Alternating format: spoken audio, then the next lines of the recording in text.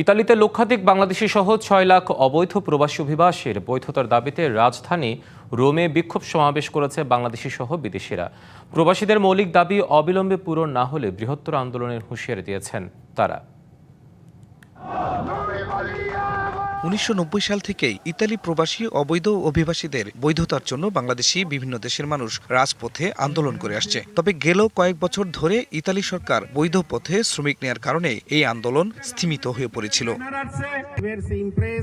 কিন্তু ভূমধ্যসাগর পাড়ি দিয়ে আসা বিপুল সংখ্যক অভিবাসী সহ দেশটিতে প্রায় ৬ লাখ বিদেশি অবৈধভাবে বসবাস করছে। এছাড়া বৈধভাবে ইতালিতে প্রবেশ করেও বহু বাংলাদেশি এখন নানা কারণে অবৈধ হয়ে গেছে। এ সকল প্রবাসীর বৈধতার দাবিতে রাজধানী রোমে সামাজিক সংগঠন ধূমকেতু বিক্ষোভ সমাবেশের আয়োজন করে। এই দেশে বিষয় নিয়ে রুল আউটসাইডে আসেন তাদেরকে সকলকে উইদাউট কন্ডিশনে সব প্রেমিসের সৌজন্য, অর্থাৎ এই দেশে থাকার পারমিশন, গ্রিন কার্ড দিতে হবে। বৈধভাবে আসার পরও তাদের ডকুমেন্টস নাই, এটা তাদের অধিকার। আমরা এই অধিকার আমাদের বাস্তবায়ন না হওয়া পর্যন্ত আমরা আমাদের এই সমাবেশ চালিয়ে যাব।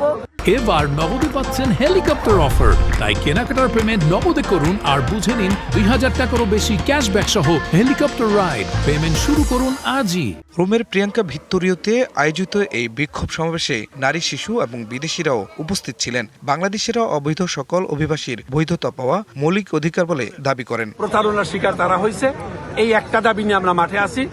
আমরা আশা করি মন্ত্রণালয় আমাদের কাজটা শেষ করবে, তারা কথা দিয়েছে।